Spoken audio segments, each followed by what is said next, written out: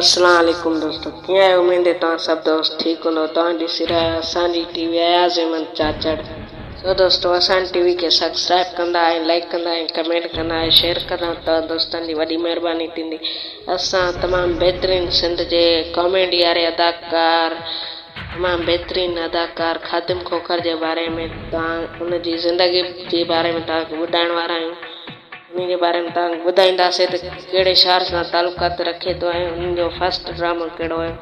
ऐं तव्हांखे ॿुधाईंदो हलां त उन ड्रामनि जी स्टार्टिंग कहिड़े साल में कई। तव्हांखे ॿुधाईंदो हलां त ख़ादिम खोखर जो पहिरियों ड्रामो आहे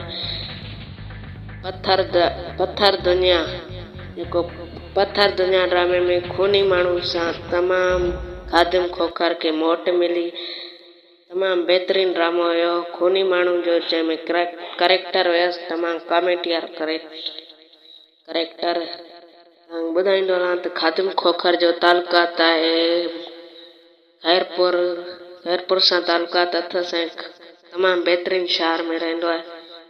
तमामु ख़ैरपुर सां तालुकात रखे थो ऐं इन जो तव्हांखे ॿुधाईंदो हलां त ख़ादिम खोखर कॾहिं खां ड्रामनि जी शुरूआति कई, कहिड़े साल में। तव्हांखे ॿुधाईंदो हलां त ख़ादिम खोखर 1995 में स्टेट ड्रामनि में कमु करणु शुरू थियो।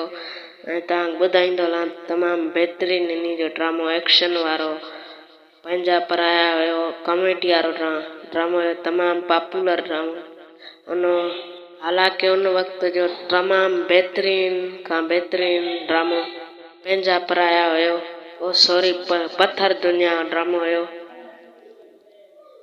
तमामु कॉमेडी वारो अदाकार आहे, तमामु बहितरीनु अदाकार आहे। अहिड़ा ई वीडियो ॾिसण जे लाइ असांजे चैनल खे कंदा सब्सक्राइब, सिर्फ़ु असांजे चैनल खे अयाज़ अहमद चाचड़ खे।